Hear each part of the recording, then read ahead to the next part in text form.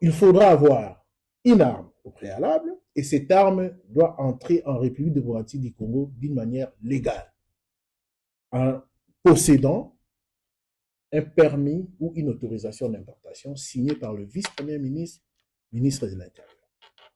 Ceux qui ont un permis d'importation, Azu Mundu Kinaï, Aye Nango, ils allons enregistrer par tous les services, mais Aye Nango Susu, na Panabiso, na CNCLPC, Commission nationale de contrôle des armes légères de petits calibres, et si ka Aye ko enregistré maintenant en interne. Biso Tokopé, ça y est, Tokotiel Aye, numéro et marquage na Mundu Kinaï, numéro et marquage des années. Et ça, encore la plaque d'immatriculation. Donc, ils ont un numéro, une identité nationale qu'on donne à l'arme. L'arme, ils ont un numéro de série. Il faudra que cette arme soit marquée pour obtenir un numéro national. Donc, identité, ou désormais, il va notamment dans l'arme. Et à partir de cela, à Rokene, dans le secrétariat général, là où l'administration a refoutu à Bambongo, à remplir mes canaux et Zakuna, de Ekolanda, procédure normale jusqu'à ce que le vice-premier ministre, ministre de l'Intérieur, a signé en haut au Moutouana à Koma, il faut savoir que permis on les a renouvelables. Les a renouvelables après 2 ans, chaque 2 ans. Et à chaque renouvellement, il faut que tout le monde a rappelé qu'à Mundu Kiwana. Donc, la personne doit remplir aussi les mêmes conditions au Ayaki Nango Araki. On doit rassurer que Mundu Kiwana est toujours opérationnel, donc il faut aider à tout le monde. On doit rassurer que cette arme est commettre crime T pendant que vous avez Nango. On doit se rassurer que santé nous a toujours malade, comme au départ. On doit aussi se rassurer que Mundu Kiwana existera toujours. Donc, il est important qu'à chaque renouvellement, tout le monde a Mundu Kiwana. Pour s'assurer que jusqu'à là, ça toujours entre les bonnes mains. Donc, au Sénégal, na mutute, azwa arme, soit, batekelier na police, soit batekelier na FRDC, aye nango, aye bakasa en ordre. Ou nyon sa zana mundu ki anengwana, azalaka en ordre. Et ça peut barder à tout moment. Wana, nazo garantir, batou, et puis, kokebisa bateau, nanu ba koti nanzela wana te. Parce que, mboka na biso, tout ça na ba te belé, bon, c'est Rambo Ganabisote, comme partout, il y a des trafiquants d'armes. Yo comme ça, à Tekelio, au Ye, Topesio, Mikanda, au commun normal. Tout ça la normalité. Donc ça peut-être dans Mukanda, nous avons. Dans des conditions souvent difficiles, parfois au contact même direct du danger, ces femmes et ces hommes protègent des vies, assurent les familles, accompagnent les malades et renforcent la résilience de notre système de santé. Ils méritent la reconnaissance de toute la nation. J'appelle nos compatriotes vivant dans les zones concernées, ainsi que l'ensemble de la population, à demeurer vigilants, responsables et disciplinés. Ebola n'est ni une rumeur, ni une honte. C'est une urgence sanitaire qui exige responsabilité, solidarité et vérité. Je demande à chacune et à chacun de respecter les consignes des autorités sanitaires, d'observer les mesures d'hygiène, de signaler immédiatement tout cas suspect, d'éviter les pratiques à risque et de ne pas céder à la désinformation. Dans cette épreuve, notre force résidera dans la confiance, la discipline collective, la solidarité nationale et la capacité de l'État à agir rapidement, efficacement et au plus près des populations. Mes très chers compatriotes, en ce jour particulier, je voudrais m'adresser à toutes les Congolaises et à tous les Congolais au-delà des convictions, des sensibilités et des appartenances politiques. Notre pays traverse des débats politiques importants. Cela est normal. Le débat est légitime, le désaccord est naturel, la contradiction est pure lorsqu'il s'exprime dans le respect de la République, des institutions, de ses lois et de l'intérêt supérieur de la nation. Cependant, rappeler un principe essentiel: aucune ambition personnelle ou partisane ne vaut plus que la paix de tous, Aucune divergence politique ne doit être plus forte que l'unité de la République. Aucune stratégie de conquête ou de contestation du pouvoir ne doit fragiliser l'unité du peuple congolais. J'entends les discussions suscitées autour de la Constitution et des réformes institutionnelles. Dans une démocratie, aucune question d'intérêt national ne doit être confisquée ni interdite de réflexion. Mais dans le même temps, aucun débat touchant au pacte fondamental de la nation ne peut être conduit dans la prédation, la manipulation ou l'obsession politicienne.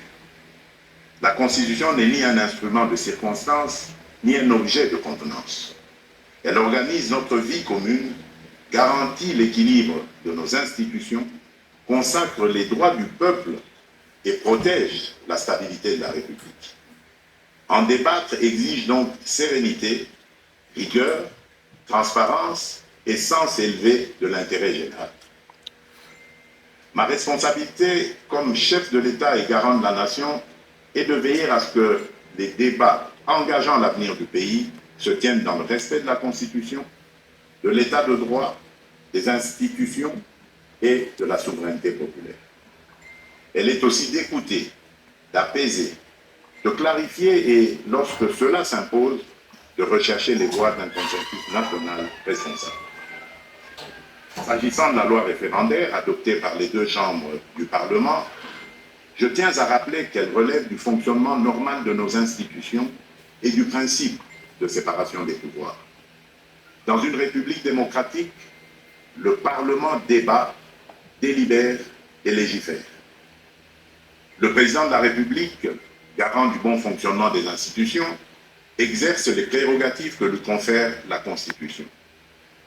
Les juridictions compétentes, quant à elles, veillent au respect de l'ordre constitutionnel et de l'état de droit.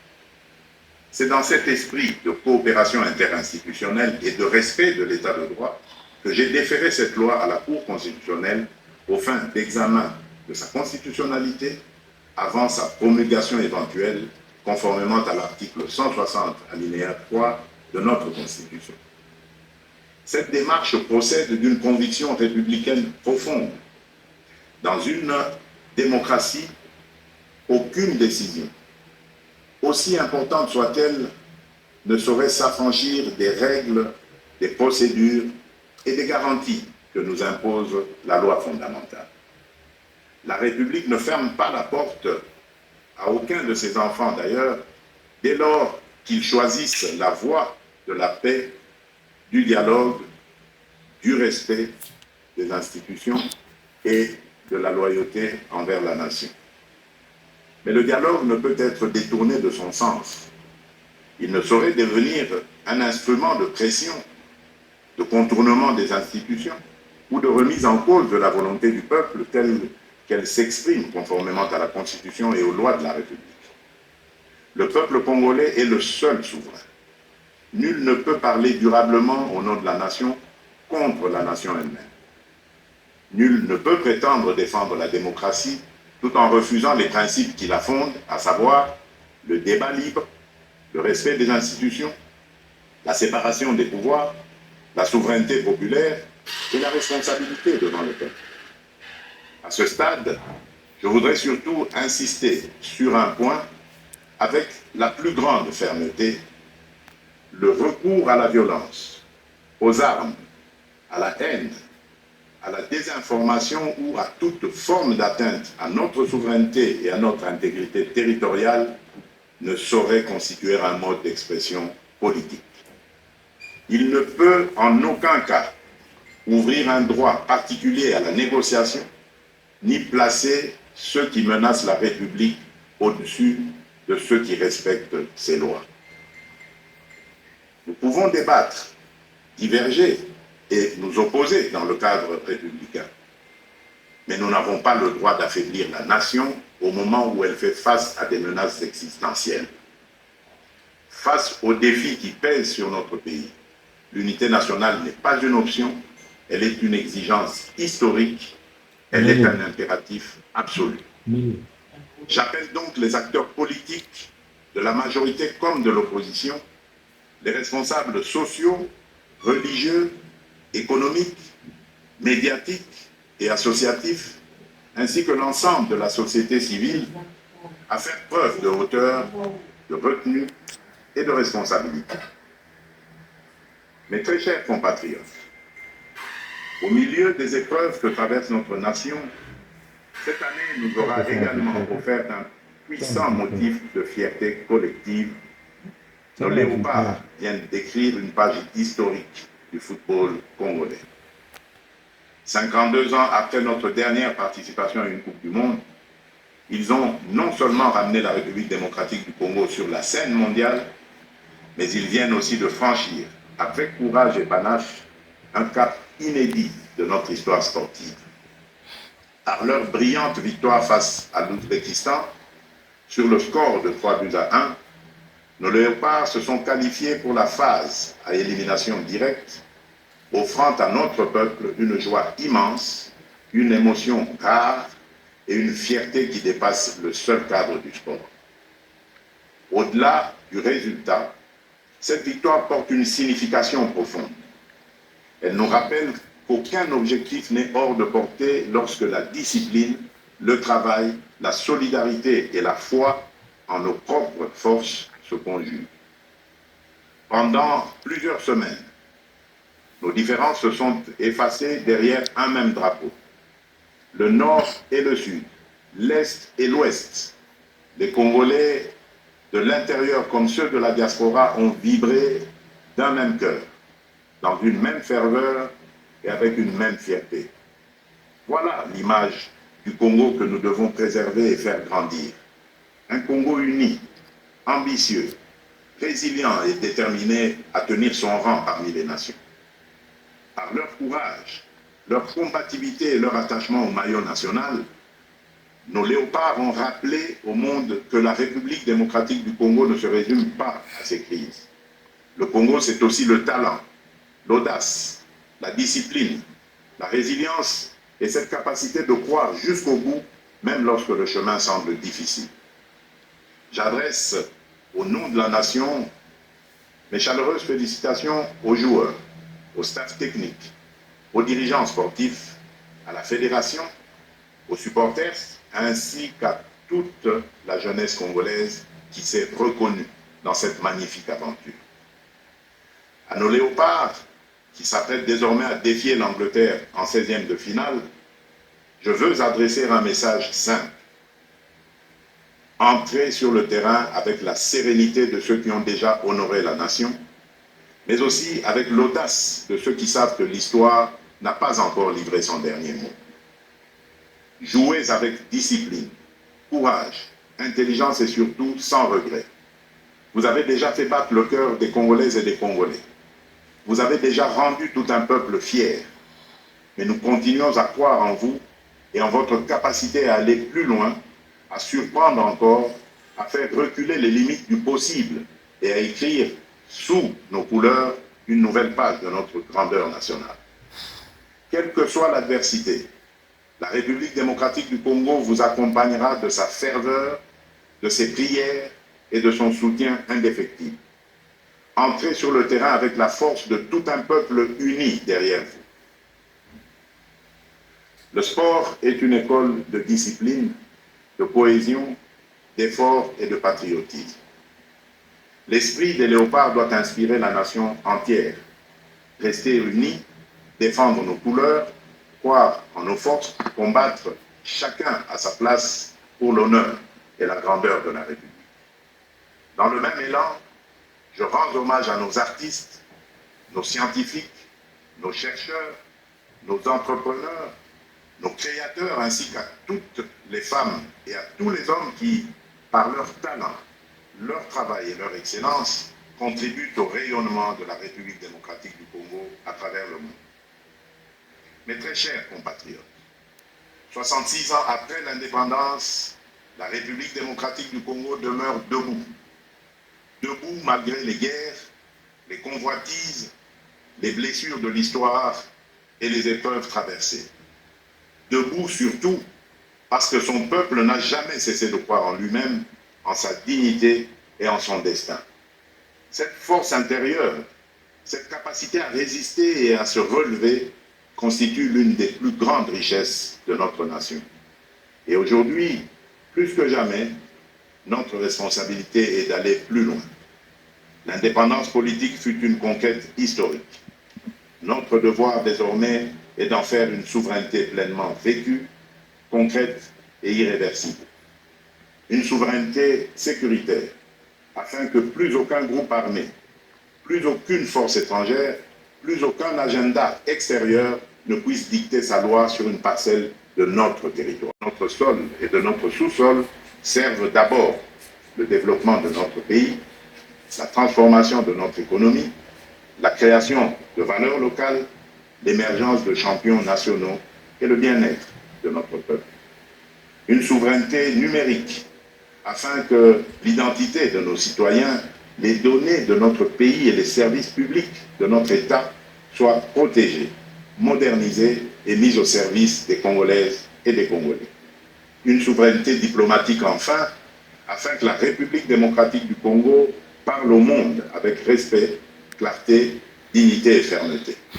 Voilà le sens profond que je donne à cette célébration, faire du 30 juin non seulement un moment de mémoire, mais aussi un appel au sursaut national. Notre République est une maison commune. Chacun y a des droits, des devoirs, une dignité à protéger et une responsabilité à assumer. C'est pourquoi nous devons regarder au-delà des urgences du moment et préparer avec méthode et détermination le Congo de 2030, de 2040 et de 2050. Le Congo que nous voulons léguer à nos enfants est un Congo en paix, moderne, prospère et respecté. Un Congo où chaque enfant accède à une éducation de qualité, où chaque famille bénéficie de soins dignes, où chaque jeune peut trouver sa place, exercer son talent et réaliser ses ambitions.